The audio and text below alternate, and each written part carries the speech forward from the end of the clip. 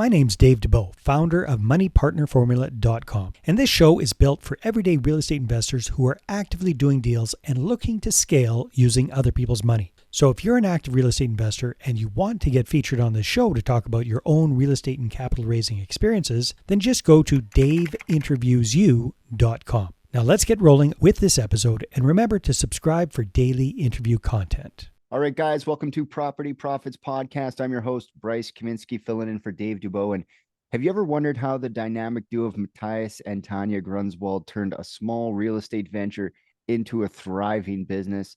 Today, they're here to unravel their secrets behind their success in the world of property investment. Matthias and Tanja, welcome to the show. Great to have you here. Thanks for having us. Thanks for having us.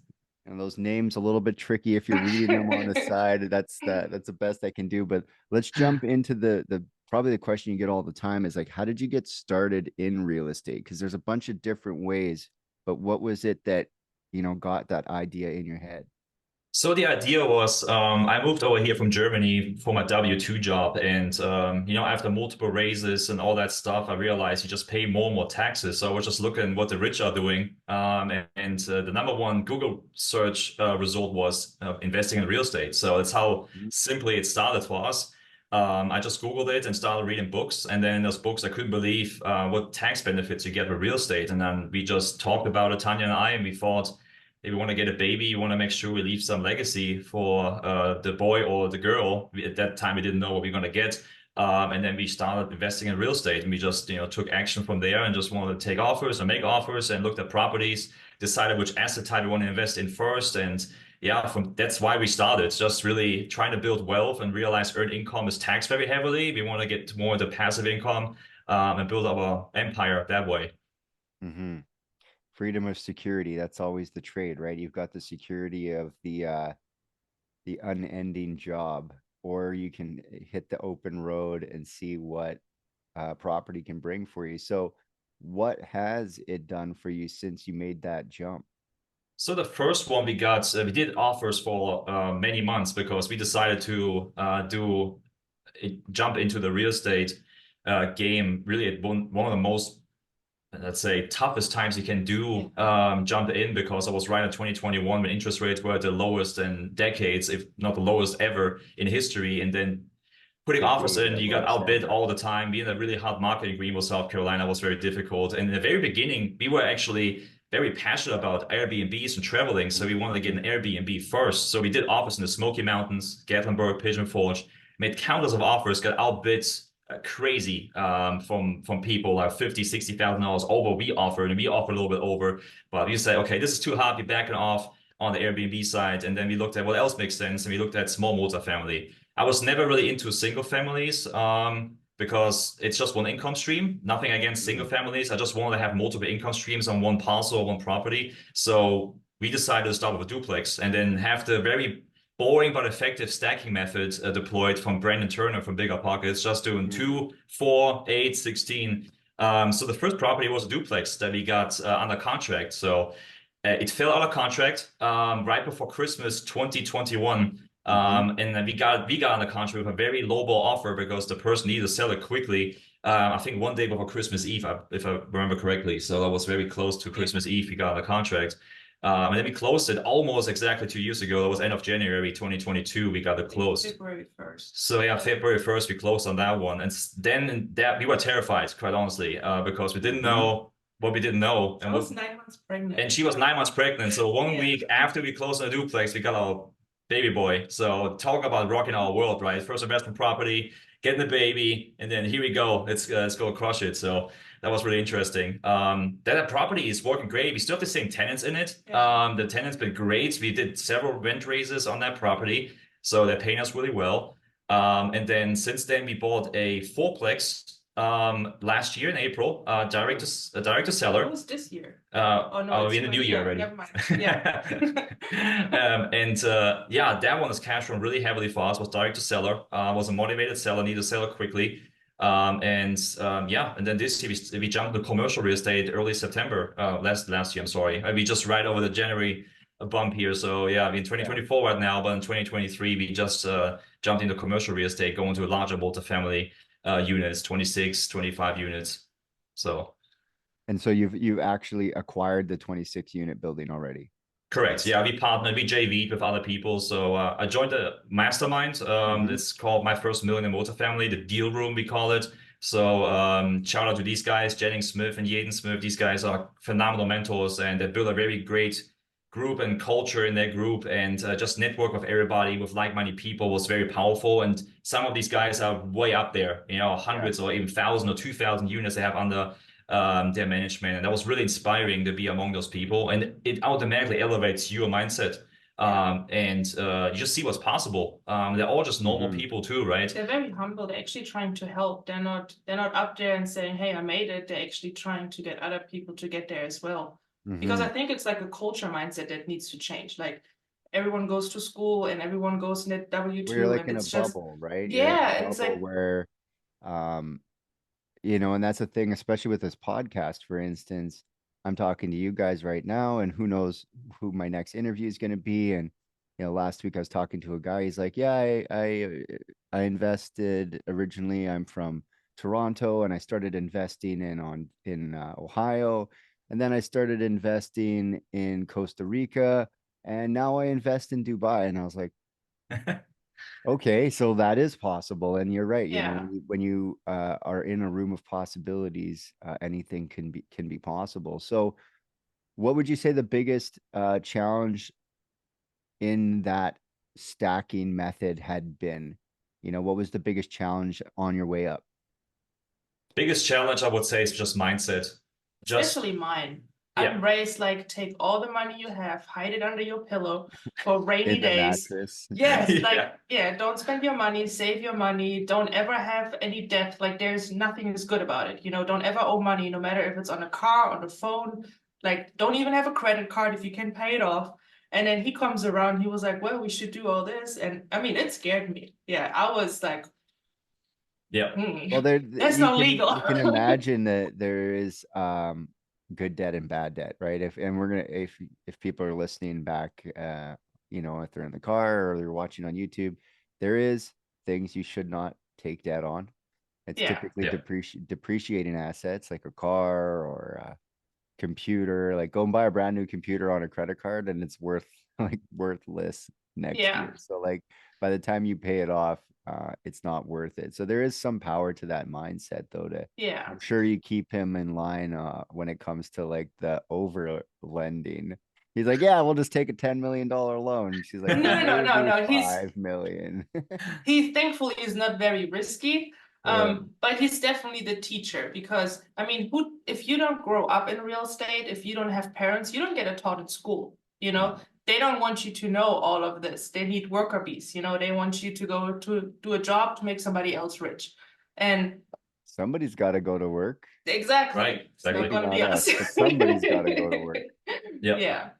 That's right. And maybe not your whole life, maybe everyone needs to participate in work for a certain amount of time. Oh, absolutely. Like, conscription, the school pumps you out, and maybe you spend 10 years or 1 year or 20 years. I had a guy yesterday on the podcast who started into real estate age 46 is when he started. So why not? Like it can be, it's a utility for wealth, right? And so the mindset, what else? Let's see. I mean, the mindset was the biggest one for us because I always go by the quote from Henry Ford: whether you can or you think you can't, you're right. Yeah, that's for me. That's what I really morphed my life about, really. Because I think if you think you can do it, just go for it and don't let go. Give it all you got. Put everything on the table. It's good to have a partner that keeps you honest and keeps you straight, like my wife. I mean, she's a partner in crime, and whatever crazy idea I have, she jumps with it. She asks some very critical questions, which is good. That keeps me honest and make sure we have the processes laid out properly. I can go a little bit too. Yeah, exactly. Go a little bit too fast sometimes, but she does a really good job to make sure we get in a line to pull me back a little bit. So not sure if you ever heard of kind of the Gino Wickman traction, like visionary and integrator dynamics. It's kind of, I'm the visionary, you have all those great ideas, and she's more like the integrator. Okay, how are we supposed to do this now? So that's kind of the thing with art, that's dynamic. But for us, really was the mindset was a challenge, and also capital in the beginning, because we had to just build it off from our savings. And then I think the only upside was that there was a crazy market is the equity in our house went up. So we could Yeah. use that to build, the down payments for the first properties. And that the fourplex we bought, we could basically do a major rehab. And we're just waiting to pull the money out and reinvest that again. You just wait until the rates drop a little bit. Hopefully they're going to do that next year or this year. And then we can do that and redeploy that capital. But we can Well, I redeploy think, didn't they already tip the hat that they're dropping it a little bit already? So, right. What would you say is your guys' secret sauce? You know, what comes easy to you guys that other people might find difficult to do? That's a very good question. We just work well together. Yeah. I think we have a good partnership. Many people are seeing the podcast or work on real estate. They're always alone, but I have somebody with me, that pulls the same strings and has the same goals that I do because we have the same why. We do it for our son. Yeah, he's going to turn 2 years old next month, so that's what we're doing it for. We want to raise him humble, but we want to definitely leave a legacy for him because we both, my wife and I, come from blue collar people, working bees, W-2s until they drop over debt, and that's it. But we want to do it differently. We break in the shell of our families, basically. Mhm. But I also think my dad passed away very unexpectedly, very early, with the age of 43. And he worked so hard for his retirement, and he never got to enjoy it. So I think that's one also, like, when we started all this, we could have went all in and lower our like day to day a little bit, like save a lot of money here, don't go to restaurants anymore, don't go on vacations, take all that money and put it in real estate. But I didn't want to lower our life standards. I wanted to keep enjoying our life because tomorrow is not promised. And I do think this is something that kind of hindered us a little bit because we could have bought more. But I also think it makes the whole thing very enjoyable. Like, we have family vacations, we have very good day-to-day life. He still has his W-2 that he works at, and we have the real estate, so we're not getting burned out. Yeah, it's interesting because there's sometimes people go too far Too fast, with yes. it, and I think the people who are most satisfied are the ones that have some, I was going to say balance, but really it's that they're living congruently with their desire.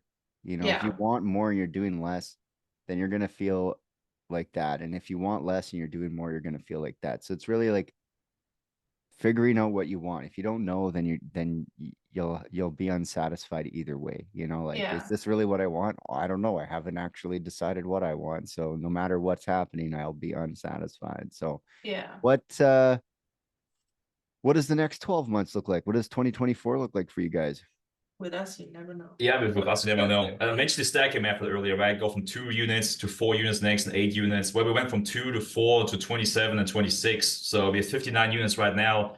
Try to at least double that for this year until the end of 2024. We trying to double that. So like another 100 doors. You need to buy Correct. like one of those 2 complex buildings with like 300 units in it or something crazy. Yeah, we have a See, few. I'm against it though. I don't want the numbers because Yeah. what I want is the cash flow. It's Yeah. either cash flow or equity. I don't care. You can have 1,000 units and you still pay extra every month if they don't work. Exactly. So Yeah, I'm yeah. a little bit different. My goals are more based on getting all our bills paid. Well, Like and that that's he can stop interesting his too, yeah. W-2. Right. That's correct.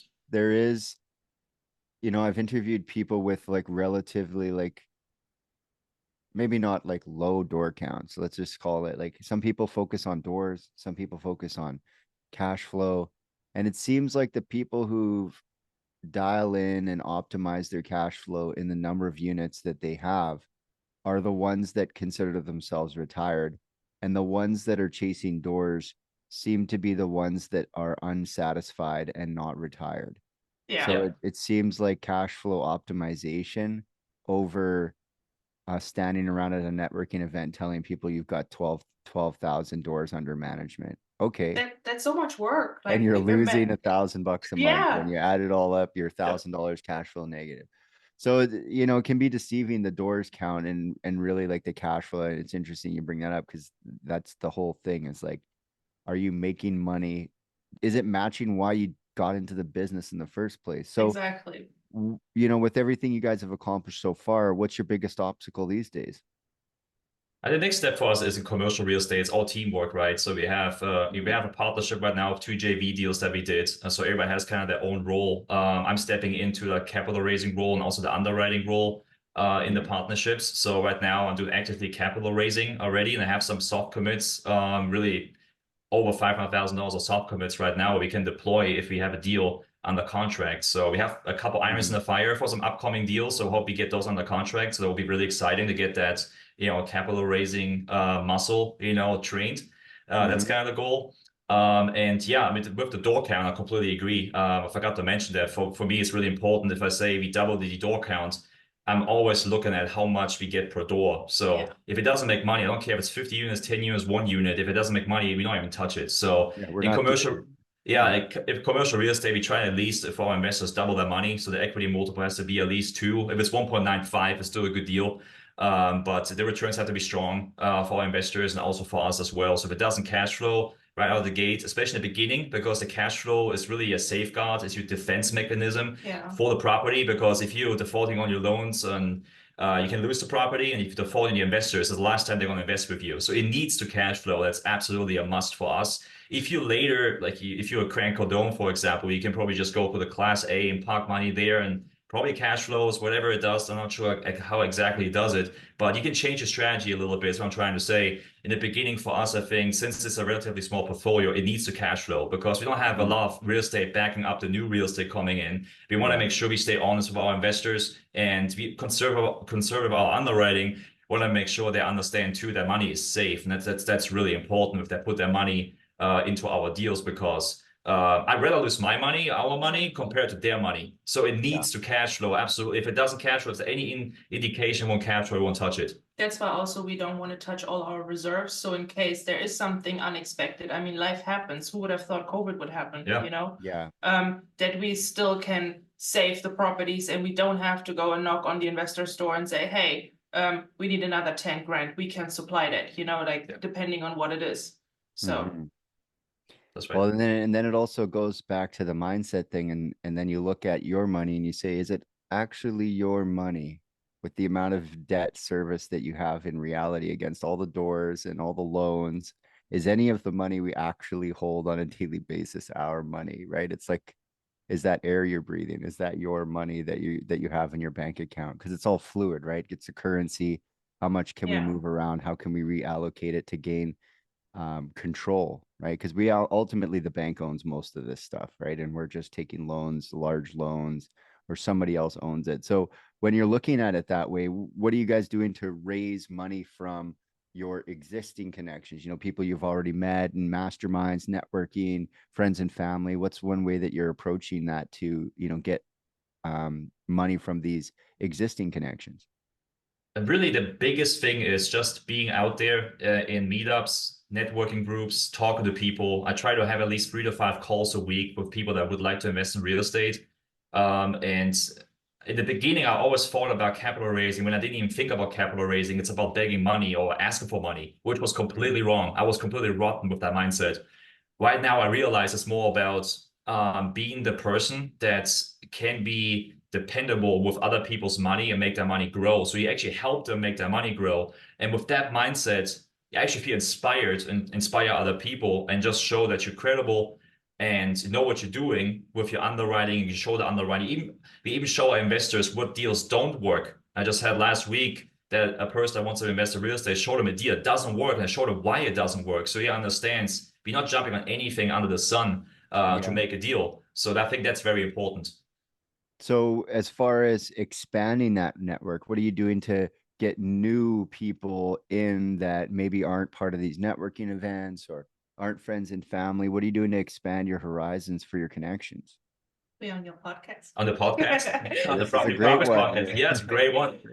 That's a good one. Yeah, and then Facebook, of course, making posts. So we want to ramp that up. I was always very in the dark in Facebook and LinkedIn. I have accounts, but I didn't post much. But I realized the outreach we have with social media is so powerful. And just people get to know you better, and they really start getting to know you. Your family man. They go through all your stuff. What's the first thing you do if you meet somebody? You just go on their Facebook, right? Or you hear about somebody. You look at everyone, right? Just check them out what they're about. They see family pictures. Yeah, I Google a name, right? You see the family pictures, you see they do some real estate deals, and they get to know you before they even get to know you in person, right? And I think that builds a little bit of credibility too, and they get to know you. So I think that's very important. And Facebook is kind of a tool we're using right now. We want to expand that. We're still very in our real estate journey, but I think we're doing really well for less than 2 years we've been in so far. Yeah. So I think this is the next steps we're going to do, just getting that social media ramped up and have more outreach to the network we have. And there's other people we know, and they're reaching out to other people, and it just cascades from there, right? Our partners have a network behind them as well, and they talk about us,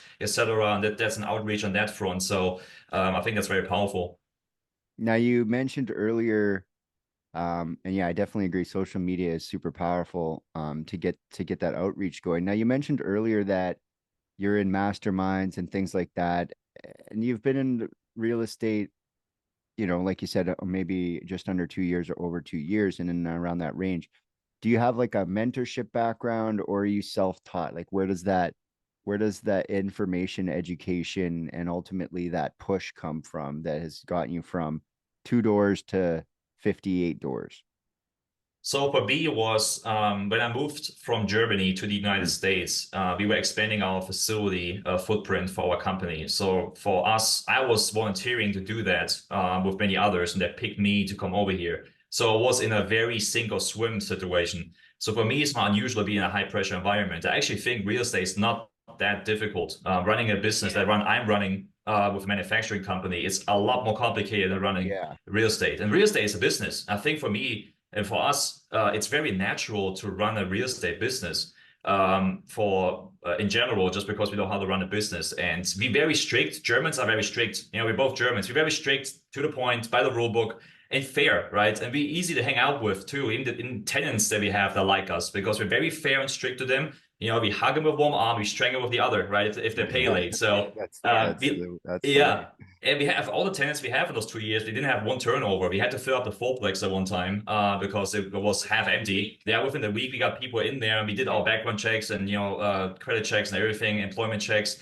We really just read a lot of books. I read a lot of books just to get the education, and then really just okay, now we have to jump in. But right now, for reading books, it's not taking action. Yeah, it's somewhat taking action, but if you're just reading books all day, you don't acquire real estate that way. You get your basic knowledge and then go out there, and then I learn, right, and I hear from a lot of people what they are doing, the successful ones, and many people talked about their mastermind groups. And if you read the book Think and Grow Rich, that was a concept from a long time ago from Napoleon Hill about this mastermind. And I read that book too in that same time frame when we decided to go into real estate.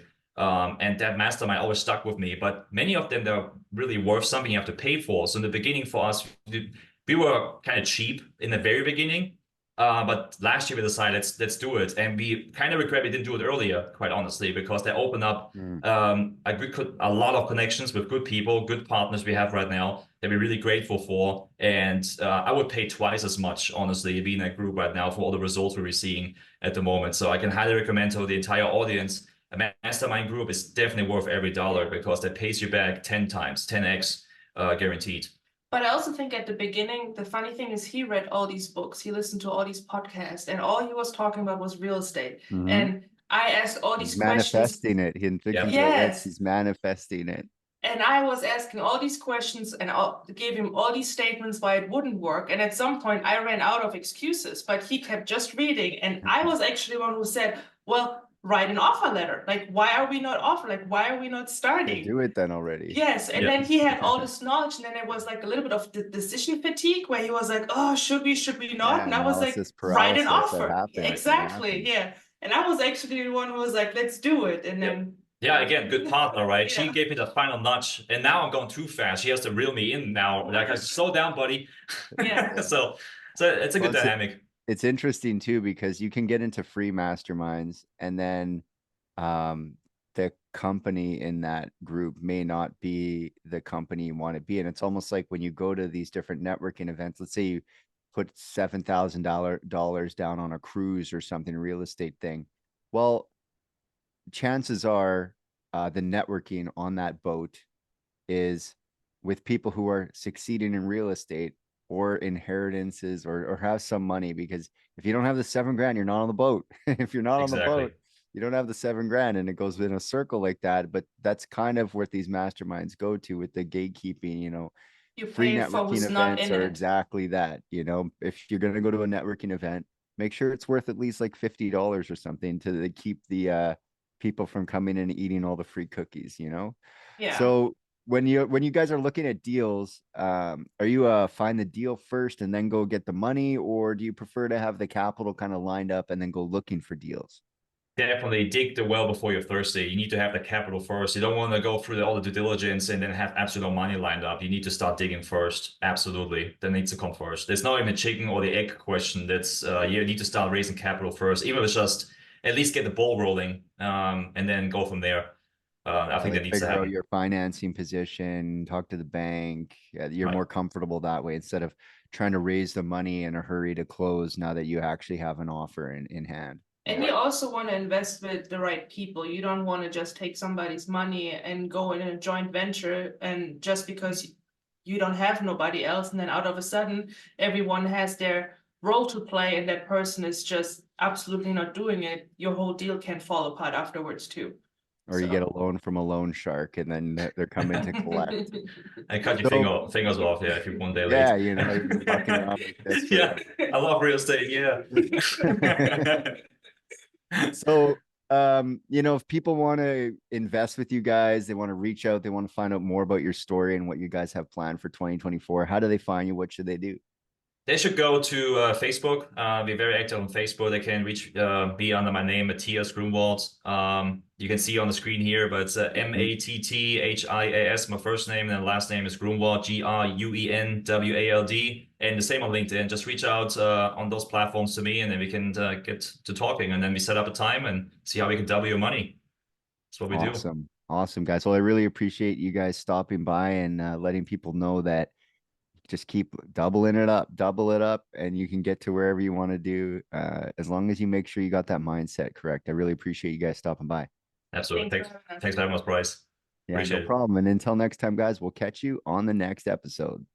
Hey there, I really hope you enjoyed that episode. And as always, if you want to listen to more daily interview content, make sure you subscribe. And if you're an active real estate investor and you're doing deals and you'd like to get featured on this show, then just head over to daveinterviewyou.com. Now at moneypartnerformula.com, we help real estate investors to create a process for predictably getting capital so they can do more deals without relying on hard money lenders or the banks.